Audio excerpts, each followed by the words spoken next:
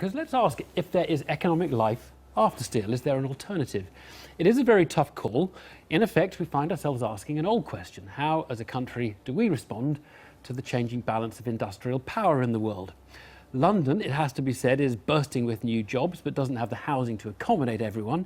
So it's no good expecting all of Britain to move to the capital to find work. But can you move new jobs to South Wales? What kind of jobs? Do you pay jobs to go there? And if you pay them to go there, wouldn't it be better just to simply pay an existing steel company to stay there with the jobs that already exist? Lots of issues. We sent Secunda Kamani today, not to Port Talbot, but to Ebbw Vale, where the steel mill, once the largest in Europe, closed down in 2002.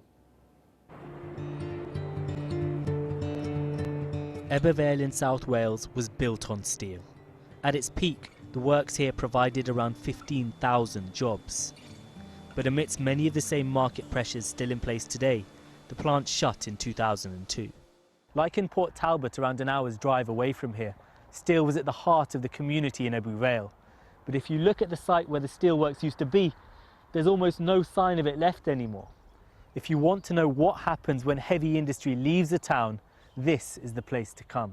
Well, with the steelworks, I mean, I can go back a lot of years, and when you left school at 15, you get an apprenticeship, and everybody was employed. Everybody, you could go from one job on, you can go to the job on a Friday, you could go to a job on the Monday, and ever since it's gone now, it's like a ghost city. There is absolutely nothing for the youth in this valley at all. Both grandfathers was in the steel and in the mines, like. And do you think they had it easier than you? But yeah, of course, there's a lot more jobs around them, and it was hundreds and hundreds of jobs. But yeah, it was a lot easier in like the 70s, 80s, 90s than what it is now. Many of those who lost their jobs either retired, became self-employed, or left town. What did you decide to do? Move away. Had to. There's no work around. I moved to Swindon. I was in Swindon for 14 years. Better life up there. Every family would have had someone that worked at the works. And if you look at the signage around it even today, it's called The Works. Because the union rep at the time the steelworks closed was Di Davies. He says workers were let down by government after government. They've all neglected the valley communities. I've said many times that these valley communities have built the world. Through iron, steel and coal production, we've built the world. And yet we are now left with basically empty valleys, empty shells where factories and work once was. The local council bought the site of the steelworks. One of its rolling machines, too heavy to move, still remains. They brought a hospital, leisure centre and schools to the site. Part of a regeneration, an attempt to lead people to new industries. Richard Crook has led the project and sees better education as the best replacement for the lost jobs. We certainly took the opportunity that because the works were closing, what could we do? Had the works not closed, then potentially this area may have continued on in that same process, which at some point in the future would have led to us have to make the same decision. So yes, it is easy to become wedded to what's there, and it's understandable, because if it's providing good quality employment and spreading the growth into the supply chain, then why change? Sometimes you need that jolt to force the change and to move on into the 21st century economy, and that's the jolt that we took. So it's a good thing, in a way? No, but you have to take it as an opportunity, because if it's happened, what do you do? But many have greeted the new developments with cynicism. They say they're no compensation for the demise of industry. Right, this is the archive section that I set up on leaving the works. Glyn was a steel worker for 20 years. Then he began documenting the changes to the town with a video camera bought with his redundancy money. The brand new buildings are not bringing jobs to Ebbw Vale, and that is the one thing that they need in Ebbw Vale now. It's a nice town now, it's a clean town, it's a nice town. But as far as the people are concerned, it's not. Because in the 60s and 70s, everybody had work, despite the fact that they were living in perhaps poor conditions, and it was a happy town then. Now it's not. There are still factories here, and car firm TVR is due to set up base too. But many lament the demise of steel, and warn Port Talbot will too. Secunda Kamani in Ebbw Vale there. Well, joining me to discuss whether steel has a future and whether government should be intervening in markets like steel at all are Professor Mariana Mazzucato, author of The Entrepreneurial State, Professor, Sussex University, Alistair Heath, Deputy Editor of the Daily Telegraph, and Sir Vince Cable is still with us. Alistair, you are on the non-interventionist end, the more laissez-faire end. Do you find this case, and you look at what happened in Ebbw Vale, do you find this a challenge to the view that says the government should let, industry work itself out? I find all cases where there's big job losses and huge impacts on communities very difficult. But nevertheless, I think that the future of this country is to embrace globalisation, free trade and new industries that create new modern jobs that are viable in the modern economy. And I think we've done really well at doing that overall as a country. Now, there's huge problems in certain areas, old coal mining areas, old steel areas, old industrial areas. But overall, as a country, we've embraced these new service sector industries, we've embraced high-tech manufacturing, and I think we've done really well in those areas. We've got jobs. I mean, no one's going to say Britain doesn't have jobs, not always the best paid, but we've got jobs. What do you do, though, with the valleys, on your point of view? Do you basically say to people there, I'm sorry, the jobs aren't there anymore, guys, you've just got to move? Or do you bribe other companies to move jobs there? I mean, how do you connect, if you like, the newer economy, a lot of which is in hubs around London, the southeast and other parts of the country, and the bits that haven't got these? I mean, that's the great challenge, right? Is how do you engineer this transformation? How do you help those areas change? And I think, there's a set of answers. You need, to create enterprise zones. You need to give massive fiscal incentives. I mean, I'd say zero corporation tax, no national insurance in those areas.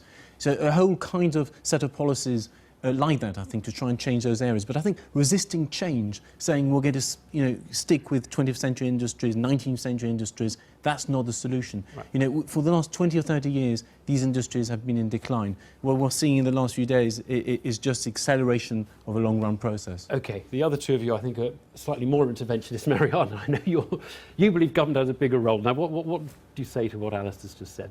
Well, I think there's a static dichotomy that's being depicted, either nationalization or laissez-faire, and somehow, the term embracing industry. Where does industry come from? It actually comes from a co-investment between public and private sectors, and some of the great, if you want, champions in this country, from Rolls-Royce, Jaguar, and other sectors, have actually been fruits of those kinds of public interventions, which are not just about subsidies, incentives through different types of tax cuts, but again, investment. Right. And so, I mean, I really think that this is a question. And also, if you look at the US or even Belgium, what they've actually done is also to transform and modernize the steel industry. So there's recover, repurpose, reuse, which just in the US is worth $8 billion. But that's fruit of industrial policy. One of your industrial policies, your big theme, you've said it on this programme many times, is that industry needs patient finance. It needs financiers who are not here today, gone tomorrow. Yeah. Steel has had patient finance. Tata is the absolute epitome of a good, well-run company that gives its divisions time to sort themselves out. Right. It has given up on steel. But we shouldn't be part just of another country's industrial policy, which isn't necessarily wed to, say, the UK steel industry. And as global, changes occur, like to commodity prices, can just go with, the wind. I mean, one of the questions is, what kind of deals also can be struck with these foreign sources of patient finance? And you're absolutely right to point to them as a source of patient finance. When Fiat went to the US for the Chrysler deal, Obama insisted that Fiat, for example, invest in hybrid engines. In Italy, Fiat doesn't do that. And so this, we are more like Italy, if you want, than the US. We don't strike, if you want, symbiotic deals with the private sector, because in this, if you want, incentive to be business friendly, this terrible word, I think, that we keep repeating, because business itself doesn't benefit just from friendliness. They benefit from actually having a strategic innovation policy, and we actually need better deals. I mean, a lot of the stuff that Alistair was talking about is going to have to happen anyway, because even in the best case scenario, there's going to be lots of redundancies. So, that kind of support is going to be required. The issue is whether some intervention is required to hold the ring to prevent a complete collapse. And this isn't just some, standardized products. We're talking very high value products, very high technology, And Tata, until quite recently, believed passionately in Port Talbot. They invested in a new blast furnace. So I think what we have to distinguish is the long-term competitiveness issues, which are tricky, but will be overcome, and this global glut problem. And the question that the government's going to have to ask, is this global glut problem temporary? Do we therefore deal with the Chinese import issue? Or is it a permanent or semi-permanent problem, in which case there isn't a great deal we can do except at vast cost? But your view is that the global glut is temporary, is it? Well, it's to do with the Chinese adjustment to a more balanced economy. But, I mean, they're producing 800 million tonnes, we're producing 12 million tonnes, we're barely a decimal point on the production. They only have to move a little bit, and we're kind of blown over, aren't we? I mean, you think there is a viable portion I can't left. predict the future, none of us can. But, I mean, isn't there also this question of the incredibly unstable policies that, I must say, both the last government and this government have implemented around energy? This kind of stop and start. And so, given that energy costs are a big factor for steel, they need certainty, not just the investment I was talking about. Do you think there is, if we had a fair energy price and you had a level playing field, do you think there will still be overcapacity in the world steel market? And should Britain be trying to keep its bit in a world steel market? But when you're using the word steel, you're taking it as a snapshot, this kind of static thing called steel. What I was saying before is that in any sector, this is not just about steel. We can modernize, we can, change, we can have innovation policy which actually transforms the steel industry. Instead, ironically, it's precisely because we've had these laissez-faire policies that we end up with an inertial, if you want, decaying sector. No, I mean, look, I think there's massive overcapacity in the global steel industry, but I think these are massive long-term problems. There were 300,000, 320,000 people employed in this country in steel in 1970. Now there's about 30,000, right? So 90% or more reduction. I think the answer is not to hark back at those days, is to kind of build new industries. I think. But you're agreeing with Mariana there, well, right? But I think car making, for example, is one of these great success stories. And incidentally, car making has also been driven by Tata, right, who own Jaguar Land Rover, and they depend on buying cheaper steel. So what we should focus on is making the overall economy as competitive as possible in the global markets, not saddling ourselves with expensive steel or overpriced steel, and also expensive energy, which has been part of our policy. Do you want to just answer that one? Because actually there are other industries who are benefiting from dumped Chinese steel. Yes, and 60% of the steel in this country is bought in. So these. So more than half the market is imported. Now, and would you happily see those companies lose jobs or pay more for their steel? Well, there's always creative destruction, in different sectors. But the question is, for example, should we have tariffs? There's many. And you would have tariffs? Well, I mean. It's not about does one want tariffs, does one not? Right. So the question is, what is the host? I think we should have free trade. I mean, I think ultimately that should be the solution. Obviously, we should try and police trade. We should make sure that people don't abuse the system. But by and large, we should aim for free trade as quickly as possible. I actually don't even think that we're getting to the core of the problem. So listen to General Electric, Vestas, and I'd like to hear actually Tata talk about this. When they closed down some recent projects in the UK, what they said was that there was no vision in this country, in that particular case, for green.